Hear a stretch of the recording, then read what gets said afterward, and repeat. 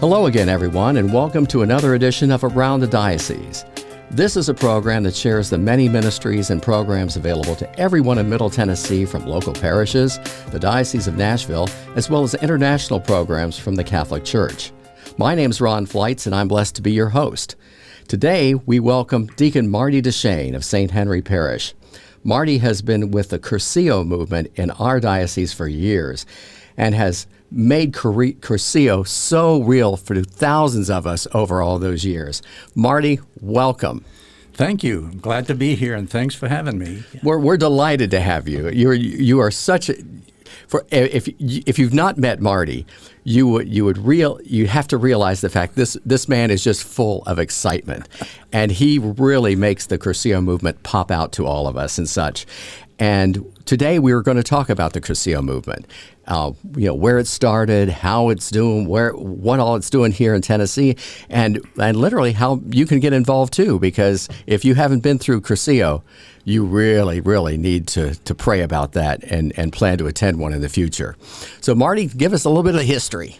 Well, let me start way back in 1940s. In the 1940s, that is way back. The Cursillo, by the way, which is called Cursillo de Cristiandad, which means little course in Christianity, and that's all it is a little course in Christianity, but it continues on throughout your life. Well, that started in the 1940s when people in Spain, especially the men, were unhappy with what was going on in the Catholic Church over there, and so they decided they had to get involved. And so it really started with men, and then women came into it after. And so in the late 1940s, they went on a pilgrimage to St. James of Compostela, and that's where they started together, meeting together and having little group meetings together, and then put on what we call the Cursillo weekend now for the first time.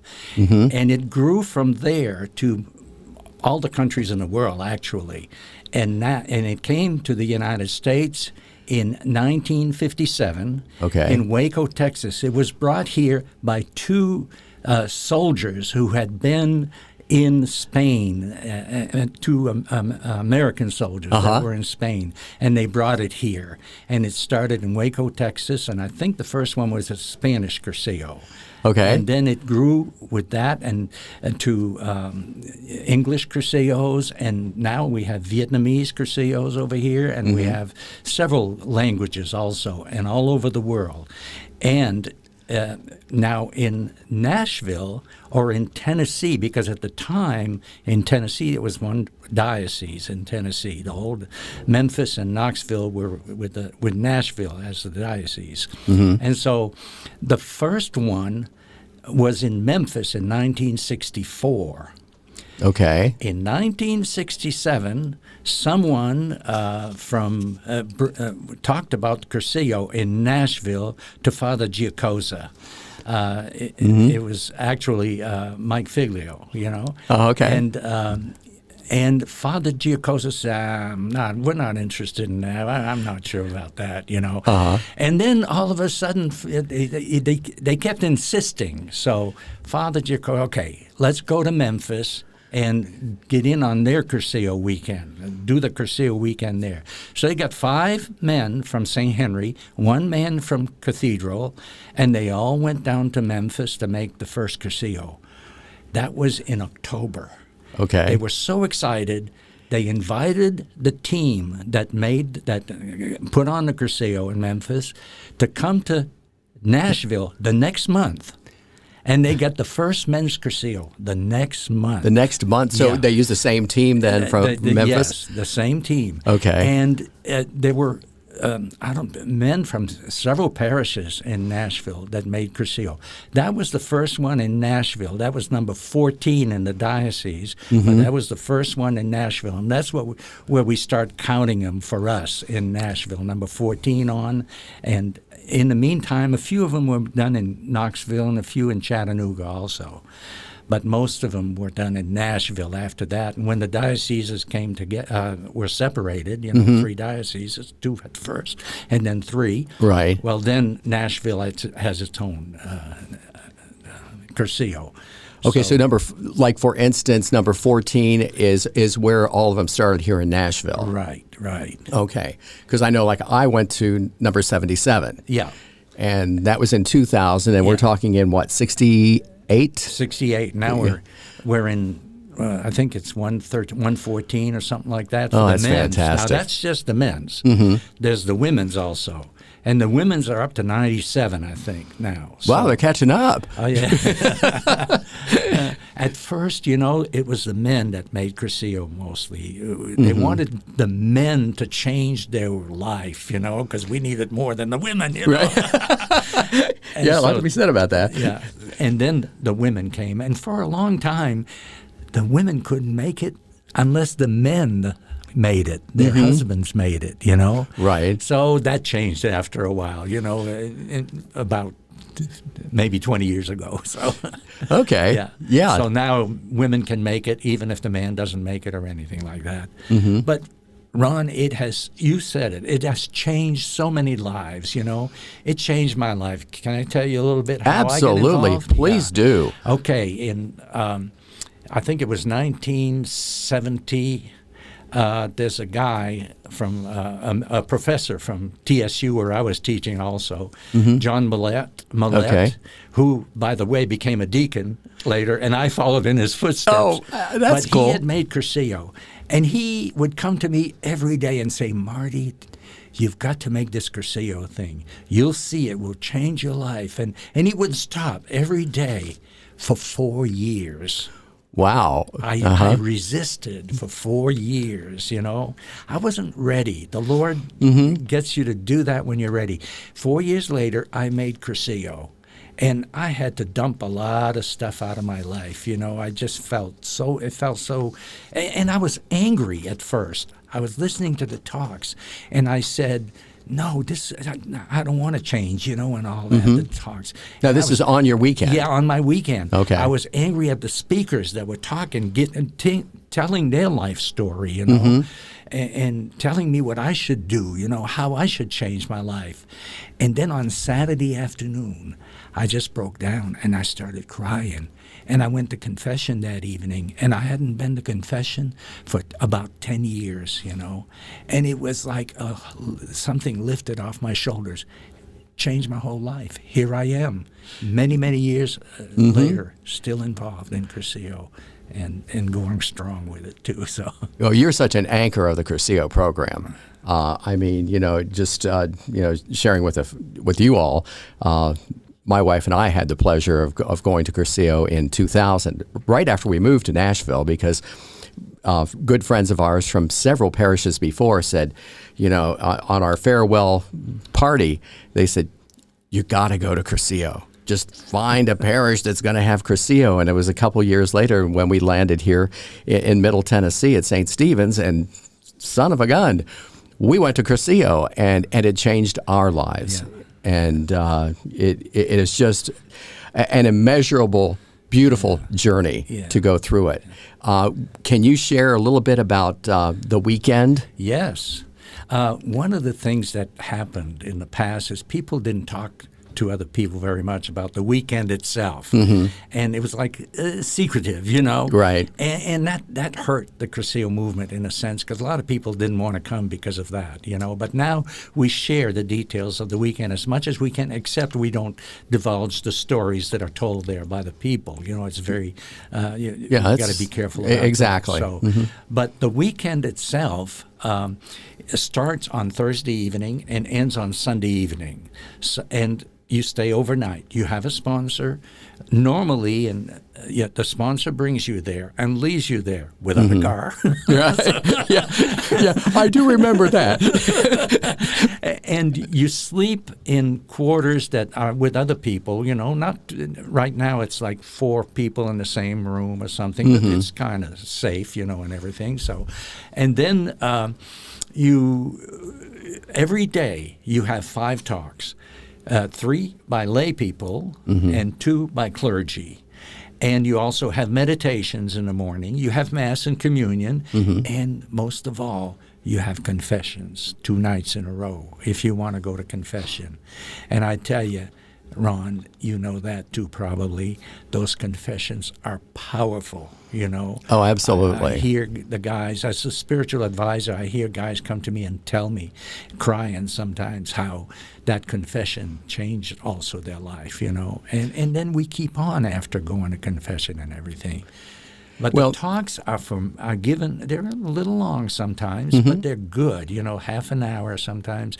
And people share their lives, how, not just how they came to Cursillo, but their lives, period, sometimes, you know.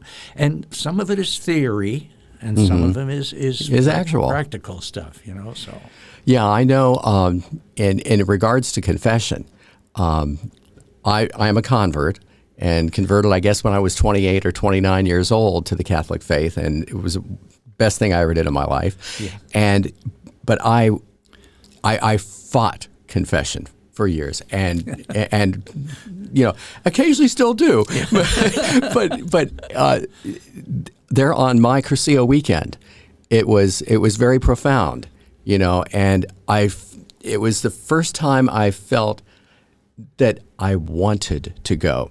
I knew I needed to go, but then in the environment that Cursillo offered, it just warmed my heart, and it said, Ron, you got to go. Yeah. You want to go now. Yeah. And I do confirm that. It was a beautiful time. And you know what's good about it too, what's great about it is that after the Cursillo was over, you remember that, and you want to go to confession again. You know God forgives you no matter what, you know. No matter what you have done, God forgives you. So you keep going to confession, and that brings me to what happens after Cursillo. Is that okay? Absolutely. No, a little bit. By all means. After Cursillo, you know, it's not like any other retreat where you have a retreat, it's over, you're on a high for about a month, and then all of a sudden you find yourself in the same place that you were before. That happens a lot. It happened a lot to me. I had made retreats before like that, you know. Right. And it didn't change very much in my life. But this, you have tools that you can use to keep going after. It doesn't stop there. That's just the beginning, the weekend. You have a group that you can meet with of men alone and women alone. By the way, we have them separate. You know why? Right. Because the stories that are told wouldn't be told necessarily in front of women that men tell, and vice versa, you know. So people, you know, so that confidentiality is so important. So the small groups that meet weekly, just about, and wherever they want. Some meet in restaurants, some meet in church, some meet at different places, you know, in homes or something. And then also you have what we call an ultrea, which is people coming together at the cathedral right now, but we did it in different parishes, and different parishes also have their own little ultrea, where people from different parishes come together. And then we have an hour group meeting, and we share our piety, our prayer life, our study, the things we studied during the week that not necessarily come from books, but from life itself sometimes, and then our action, what we have done or tried to do and we're not so good at doing. But every week you do that, and you keep coming back, and you keep coming back. And after a while it becomes part of your life, you know. So that's the follow-up. And I agree with you. You know, we had been on retreats before. Back in Ohio when we lived there, there was a program called Christ Renews His Parish. And it was a weekend retreat. And once again, it was all men or all women. And you went on the retreat, and it was very, very warm. It was welcoming. You felt great after the retreat. Well, on Monday morning, I went back to work too, and at the the end of the next week, you know, my high is somewhat gone, and the next weekend we're going to mass, okay, but I felt a void after that, and being a Cursillist myself, you know, since 2000, you know, I've been in a group, and every week we affirm each other, we we follow the guidelines, of what Cursillo set out for us as far as our group. Plus, we get in all the practical stuff. What's really going on in your life this week, and we've had additions. New people who've joined, and some have gone maybe to another group over the course of time. But every week, we still meet, and in our instance, we would go to Mass. Yeah. And then group afterwards, with all of us together. Our parish is not having a Saturday Mass now, so we go and to the prayer garden, do the rosary, and then we continue with our group. So there's so many different ways of doing it. Yeah. Hey, and also, our Cursillo in the Catholic Church is for Catholics, because we don't want people coming in and maybe not agreeing with what we're saying and all that in the Catholic faith and all that. So we keep it for Catholics. But guess what? Other denominations have started their own Cursillos. And in Nashville here, myself and a few other people helped them start it over here. The Walk to Emmaus is for the Methodist Cursillo, but they allow anybody to come in. And two of us were on that weekend, on the first weekend that they made, and we gave talks to other denominations. Of course, their sacraments talk is a little shorter than ours, Right. But then we also started to help them start the Tres Dias, which is the Baptist one, I have a story to tell you on that. Okay? Please do. The Baptist one. This was the Walk to Emmaus that I was on the team, and I was given a talk. That had to be so rewarding. Yeah, I know. And I was at a table, and there was a guy next to me sitting at that table. And at the beginning of the retreat, we're introduced as people who are going to give the talk. Over there they do that. So in the morning, that first day, Friday, we give all the talks. At the end of the last talk in the morning, this guy gets up and he says, I have a confession to make. He says, I'm Baptist, and my mother always told me that Catholics were the devil. And when I knew that this guy next to me was going to be here all weekend next to me, I got very angry. But he says, now, for the first time in my life, I have a Catholic friend. Isn't that amazing? Oh, that's, I got goosebumps, Marty. I know. And what happened after that is, we used to meet sometimes at Dalt's or a restaurant after the Altrea. Sure. And we were there, a bunch of Catholic guys meeting. We're coming out of there, and across at another little restaurant, there's someone coming out. And they see, we have a little badge that we use, we put on to show that we're Cursillistas. It's actually a rooster, it looks like. Right, exactly, yeah. And so the guys see that on us, and they said, de colores, and that means of colors, Right. And that's a sort of a saying that we have to know absolutely, we're Cursillistas. And we said, what, you made Cursillo? You guys are Cursillistas? Yeah. They said, we did the Walk to Emmaus, the Protestant one. Isn't that neat? Right away we had that connection, It was beautiful, so. Well, Christ is the prize. Exactly. Yeah. And, that's just fantastic. Yeah. So, you've been doing, and literally, you're the religious leader of the Cursillo. The spiritual advisor. Spiritual advisor. Yeah. Okay. And then another person is running the Cursillo, correct? Yes, a lay person. A rector. We call him a rector, the rector. Yeah. But, for some reason, I thought you were really running it because you... Well, there's the lay director for the whole diocese, and then there's a rector for each weekend, a man and a woman. But the spiritual advisor is always there, it has to be. And actually, that's the continuity, because the rector and lay director, that changes all the time, so. Exactly. Yeah. Oh, that's fantastic. Tell you a couple more stories? Oh, please do. It's so great. It's just so exciting having you here, Marty. One time we had a tornado that hit during the Cursillo, a women's Cursillo. That was at Camp Marymount. Okay. And we were all it was late afternoon, and we were right in the middle of a talk.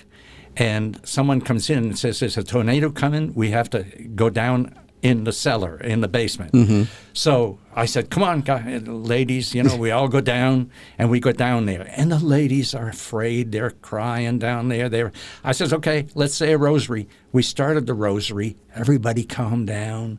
And guess what the tornado did? It was coming right straight for us. It went right around us on both sides. Oh, they wow. said. More goosebumps. Another time, remember when they had the fire at Camp Marymount? Yes, I do. Well, we still had the Cursillo. It was just a couple of weeks before the Cursillo weekend. And so it destroyed the part where we were going to have the Cursillo, or it made it impossible to have the Cursillo in there. So we put up a tent. They put up a tent. That's where we ate, outside in the tent. And we had all our meetings in the chapel instead, and we had a great Cursillo weekend just the same.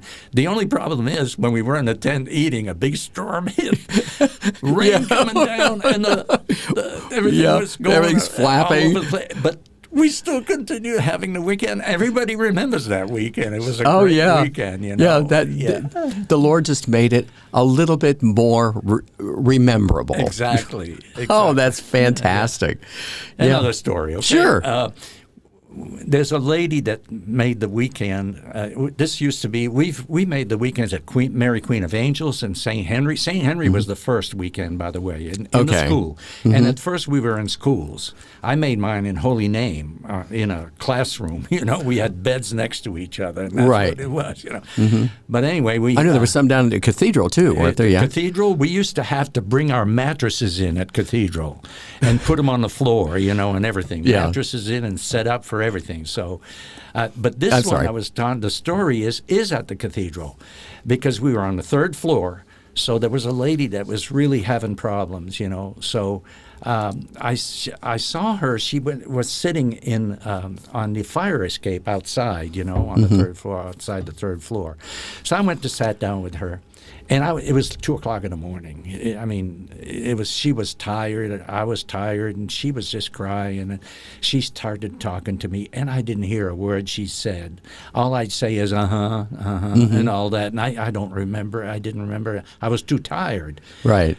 Well, a few years later, I was in St. Mary's bookstore. And this lady was up on the balcony in St. Mary's. I know what you're talking about. She says, Marty, she says, she says, I made Cursillo a while ago, and you talked to me that night and helped me a lot.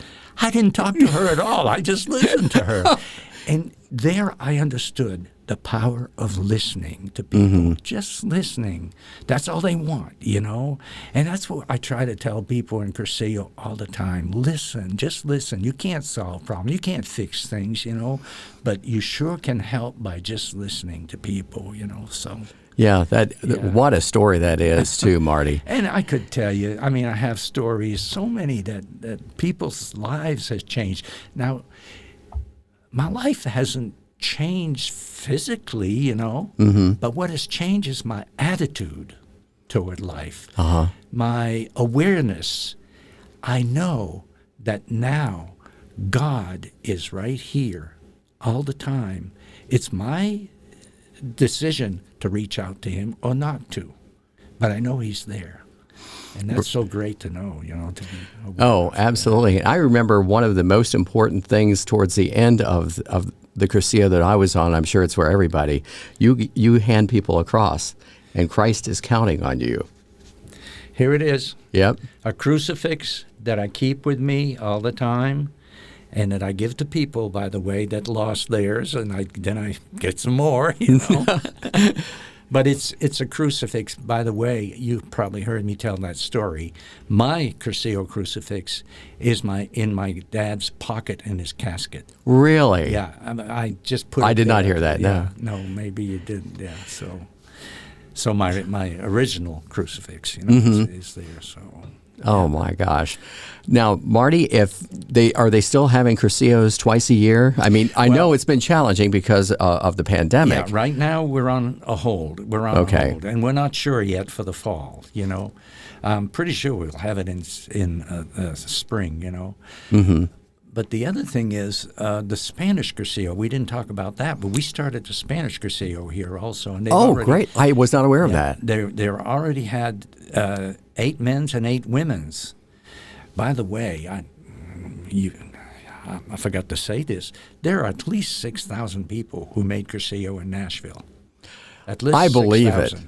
I believe it. And now another 400 or 500 Spanish people who made it, So and what's neat is the Spanish people are going to help the people in Kentucky to start their own over there. Oh, that's fantastic. Well, now speaking of being able to attend Cursillo, what can someone who's listening do to sign up for one in the future, or at least be able to sign up so I can get information when the next one comes along? There's a website. Okay. Cursillo.org. Okay. NashvilleCursillo.org. You can sign up on the website and everything, okay? Mm-hmm. We've already got 10 people signed up for next time, 10 men and 7 or 8 women. And they usually, there's usually about anywhere from 20 to 35 candidates, right, that come to the Cursillo weekend. Spanish, they get 40 sometimes. Oh, that's great. Now, keep in mind, folks, it's Nashville Cursillo, which is spelled Cursillo.org. Okay. Well, that's great. Marty, it has just been an extreme pleasure seeing you again. This gentleman meant so much to me on my weekend, and I know to my wife on her weekend as well. We can't thank you enough for all that you've given to the Cursillo movement. Well, thank you, and thank God. Yeah, amen to that. It has just been a total pleasure, and seeing you again, and you sharing all this great information with all the folks out here in Nashville Catholic Radio land. Okay, and love you all, people. Yeah. And he does. He means it, too. Both Marty and I thank you very much for sharing your precious time with us. We know you could be spending it someplace else, but thank God you're listening to us today. Around the Diocese is made possible through the generous donations of our listeners and sponsors and the Diocese of Nashville. Shining the light of our Catholic faith in everyday life, this is Nashville Catholic Radio, 100.5 FM, and streaming at nashvillecr.com.